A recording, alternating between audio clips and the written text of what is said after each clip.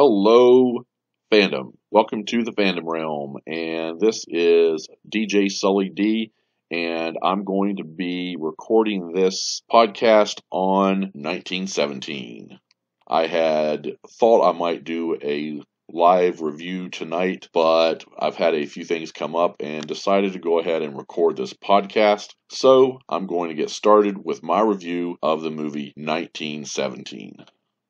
Alright, 1917 is a World War I movie directed by Sam Mendes, coming over from the James Bond series, having directed Spectre and Skyfall.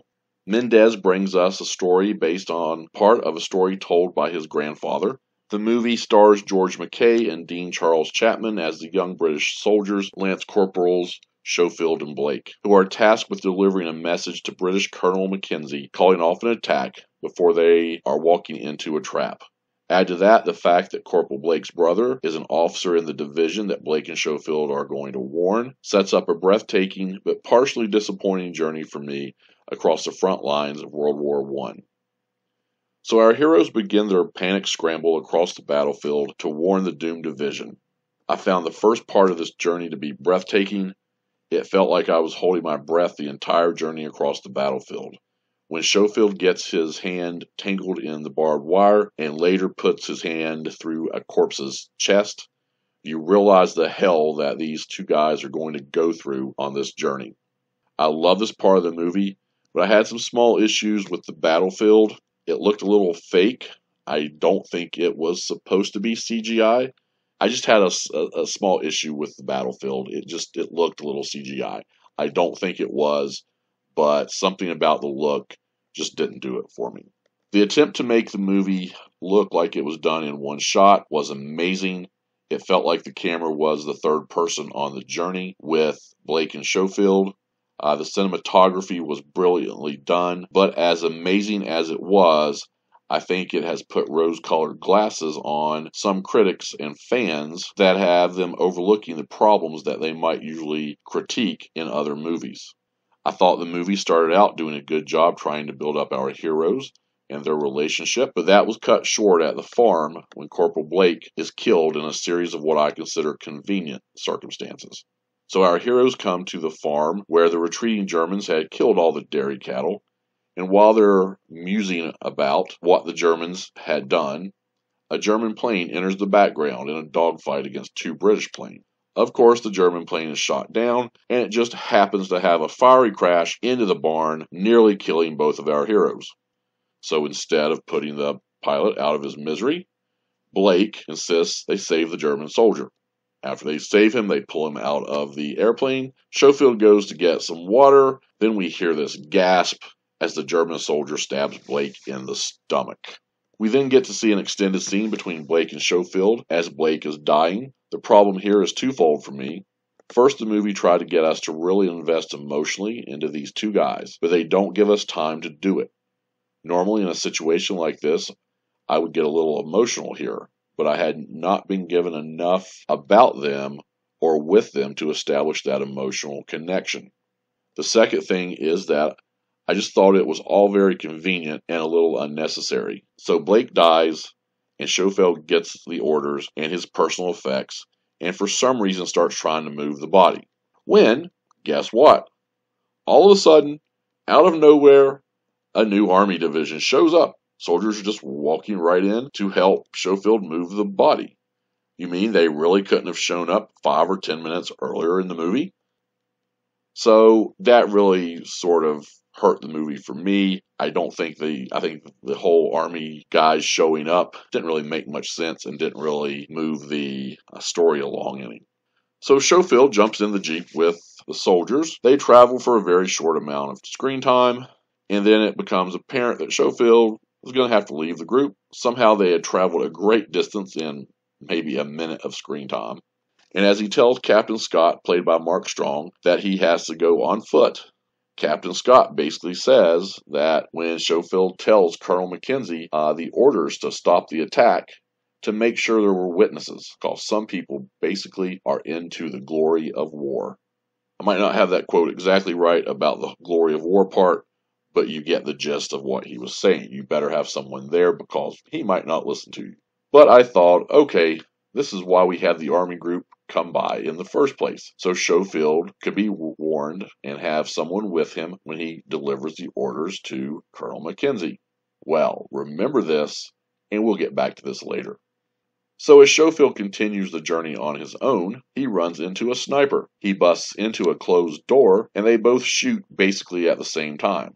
The sniper is apparently killed, and Schofield is apparently not hit, but he is going to take a tumble down the stairs, hitting his head and getting knocked out. The movie is shot so that we have a black screen for an extended amount of time, making us realize that Schofield was knocked out and he was out for a while. This is one of those spots that I had to roll my eyes when everything was revealed because Schofield bled much more than did poor Lance Corporal Blake when he was stabbed, but he's okay. So as our hero wakes up and realizes that things are not going well for him, he's running way behind in his mission. He's going to continue the journey into the next town. It's going to be burning. He's going to have, and it's apparently held by lots of Germans. He's going to make a quick retreat and end up in a house with a young woman who reveals she has a baby. He's injured. He sits down to rest. She basically gives him a rag to hold against his wound and then basically reveals she has an orphan baby who is hungry. Oh, and just guess what Schofield put in his canteen at the dairy farm? He filled it up with milk, so he gives it to the young woman to feed the orphan baby. This is one of the scenes I have some major issues with because, first, why didn't she help him? Bandage his wound, offer to sew it up, clean it, do something. I mean, you had plenty of time. It's not like, an extra minute of screen time there would have killed the movie. To me, it would have actually built a little more of a relationship. And then the whole fact that he had that milk for the baby was just too convenient for me, and I really thought it was just stupid. That whole part of the scene wasn't even needed. I know a lot of people are going to talk about how that basically connects to the end of the movie, which we'll hit in a few minutes. I'm assuming this entire part of the movie where Schofield and the young woman and the baby were together was meant to be character development, but it just didn't work for me. I really felt it was pretty useless overall. It could have been made into a very important scene if a little more time would have been spent, but eventually Schofield realizes, hey, I'm really running behind time here. So he rushes out just before getting the info from the young lady that if he follows the river, he will get to where he's going. So along the way, as he's going to the river, there's going to be some action scenes. He's going to end up killing a German soldier very violently, choking him to death. Very emotional type scene. Before he's going to basically run away and jump into the river. Now he's going to survive the river. He's going to survive some very strong rapids.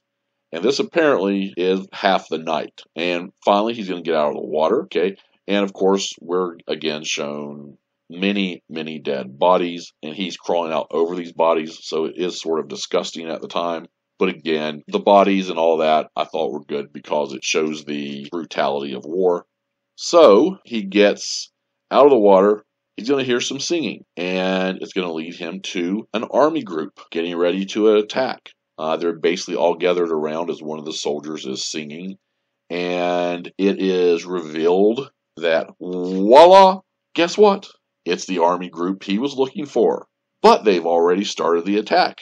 He scrambles to get to Colonel Mackenzie, who is first hesitant to accept the orders, but who relents and calls off the attack, which was very anticlimactic for me because it had been set up earlier to be some type of major confrontation, but it was really a big disappointment. Then, of course, Schofield's going to go on his search for Lieutenant Blake, who might be dead, might be alive, probably isn't dead, and he's going to finally find him, tells him about his brother's death. It was a nice moment. I think a little more development, especially of Lieutenant Blake, a little more development of Schofield would have probably improved my reaction to it a little. Finally, when he's finished, he sits down by a tree to rest, pulls a picture out, and it reveals he had a wife and a kid at home. And once again, This didn't really hit me like it should because of the way the character was developed. It was a little disappointing. This sort of the way it ended with the picture, wife and kid. I understand maybe what they were trying to do when he was in the house with the young woman and the orphan, trying to develop, that he had that instinct to help and fatherly instinct and everything. It just didn't do it for me. And basically, that was the end of the movie.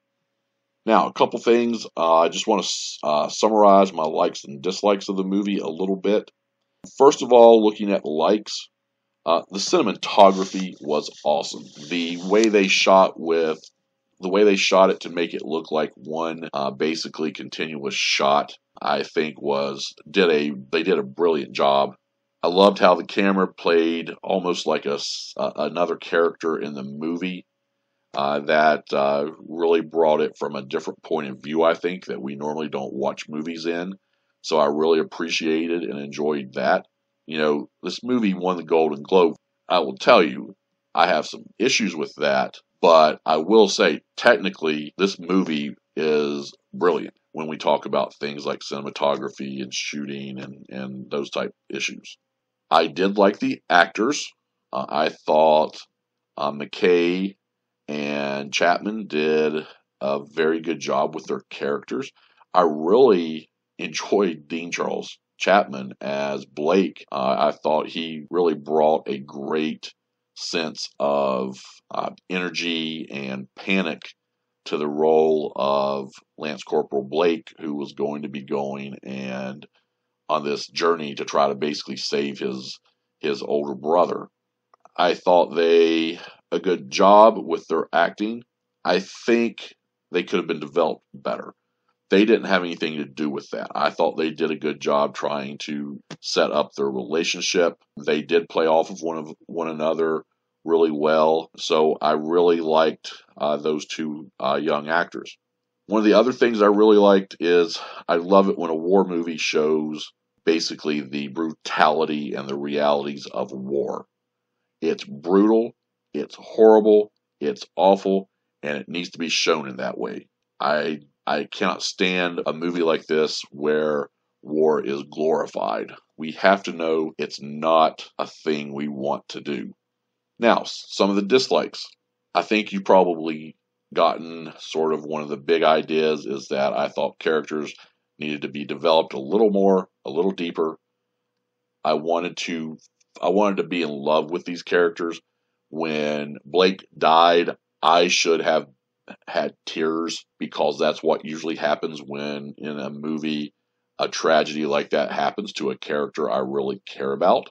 So, that was one of the first. That is sort of when I figured out, hey, this movie may not have developed these characters quite like they should have.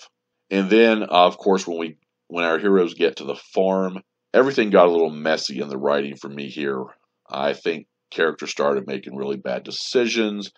We started having a lot of very convenient things happen to the story. The German plane just happens to get shot down. Schofield fills his canteen up with milk. You have this army group drive by for no apparent reason on Earth. And I just thought those things were a little distracting. Most of it, I think, could have been avoided or written a little more into the story and made the movie an even higher level than what I thought it was. The other thing is basically that really got me was the way I thought they had set up Schofield finding out about Colonel Mackenzie, maybe liking the glory of war too much, and then that never pays off in the end because basically Mackenzie doesn't really provide much of a fight when the message is delivered.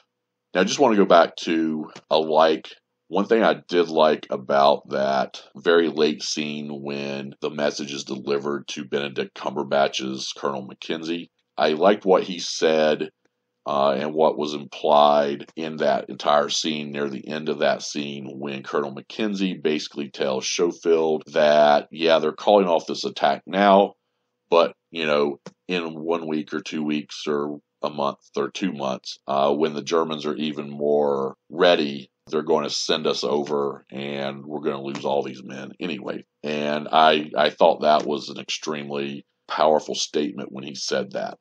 One of the other things on this movie that I thought was quite interesting was that it's not your normal war movie. It's not something where you're seeing a ton of fighting, a ton of people being shot and killed. It's just not that type of movie. You're getting to see the landscapes and all of that and the results, but you're not getting to see the actual fighting. And I think that is something that could have added to this movie and really topped it off for me. For example, I enjoyed Saving Private Ryan a lot more than 1917. I know it's different wars and everything, but that's just my opinion. I enjoyed sort of that concept along with all of the war that we were able to see. So there is a big difference, and just be aware of that when you go to the movie. It's not your normal war movie.